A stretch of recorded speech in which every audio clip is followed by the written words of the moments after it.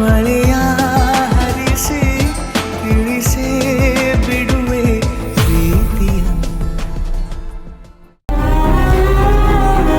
ಆ ದೇವ್ರು ನಮ್ಮನ್ನ ಯಾಕೆ ಹಿಂಗೆ ಪರೀಕ್ಷೆ ಮಾಡ್ತಾವನೋ ಒಂದು ಗೊತ್ತಾಯ್ತಿಲ್ಲ.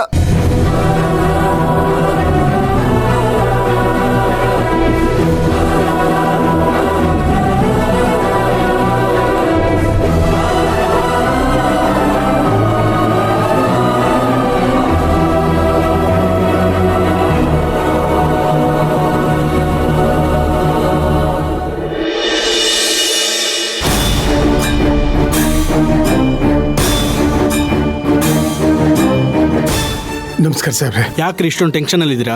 ಫೋನ್ ಮೇಲೆ ಫೋನ್ ಮಾಡ್ತಿದ್ದೀರಿ. ಆಫೀಸ್ ಬನ್ನಿ ಮಾತಾಡೋಣ ಅಂದ್ರೂ ನನ್ನನ್ನೇ ಹುಡಿಕೊಂಡು ಡೈರೆಕ್ಟಾಗಿ ಕೋರ್ಟಿಗೆ ಬಂದ್ಬಿಟ್ಟಿದ್ದೀರಾ. ಆಗಲ್ಲ ಸರ್, ಅದು ನನ್ನ ಮಗ ಇಂದ್ರನ ವಿಷಯ ತಮಗೆ ಗೊತ್ತಲ್ವಾ. ಲಾಯರ್ ಹತ್ರ ತಪ್ಪು ಒಪ್ಕೊಳ್ದೆ ಪೊಲೀಸ್ನವ್ರ ಹತ್ರ ತಪ್ಪು ಒಪ್ಕೊಂಡ್ರೆ ಯಾರು ಏನು ಮಾಡೋಕ್ಕಾಗುತ್ತೆ ರೀ? ನಮ್ಮ ಜೂನಿಯರ್ ಲಾಯರ್ ಹತ್ರ ಏನೂ ಇಲ್ಲ ಅಂತ ಹೇಳಿದ್ದಾರೆ.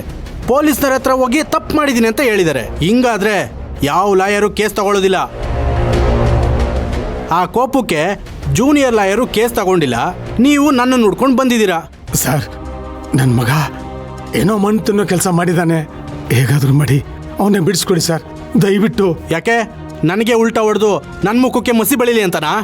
ಇಲ್ಲ ಸರ್, ಇನ್ಮೇಲೆ ಆಗೋದಕ್ಕೆ ನಾನು ಬಿಡಲ್ಲ. ಹೇಗಾದರೂ ಮಾಡಿ ನನ್ನ ಮಗನ ಆಚೆ ಕರ್ಕೊಂಡು ಬನ್ನಿ ಸರ್. ನಿಮ್ಮ ದಮ್ಮಯ್ಯ ಅಂತೀನಿ. ಆಚೆ ಕರ್ಕೊಂಡು ಬನ್ನಿ ಅಂದರೆ ಹೇಗಾಗುತ್ತೆ ನಂಜಪ್ಪೋರೆ? ನನ್ನ ಜೂನಿಯರ್ ಲಾಯರ್ಗೆ ನಿನ್ನ ಮಗನ ಕಡೆಯಿಂದ ಅವಮಾನ ಆಗಿದೆ. ಹಾಗಾಗಿ ನಾನು ಕೇಸ್ ತಗೊಳ್ಳೋದಕ್ಕಾಗೋದಿಲ್ಲ. ನೀವು ಬೇರೆ ಲಾಯರ್ನ ಹುಡ್ಕೊಳ್ಳಿ. ಹಾಗನ್ಬೇಡಿ ಸರ್, ನಾನು ನಿಮ್ಮನ್ನೇ ನಂಬ್ಕೊಂಡು ಬಂದಿದ್ದೀನಿ. ನೀವು ಇದುವರೆಗೂ ಯಾವ ಕೇಸು ಸೋತಿಲ್ಲ ಸರ್. ನನ್ನ ಮಗನ ಕೇಸ್ ವಾದ ಮಾಡೋದಕ್ಕೆ ನೀವೇ ಸರಿ.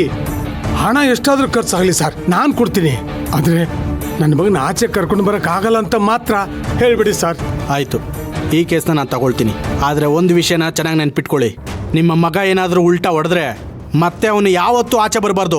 ಜೀವನ ಪರ್ಯಂತ ಜೈಲಲ್ಲಿ ಕೊಳಿಬೇಕು. ಆಗ ನೋಡ್ಕೋತೀನಿ. ಅಯ್ಯೋ, ಹಾಗೆಲ್ಲ ಏನೂ ಆಗಲ್ಲ ಸರ್. ನಿಜ ಹೇಳ್ಬೇಕಂದ್ರೆ ನನ್ನ ಮಗ ಅಪರಾಧಿನ ಅಲ್ಲ ಸರ್.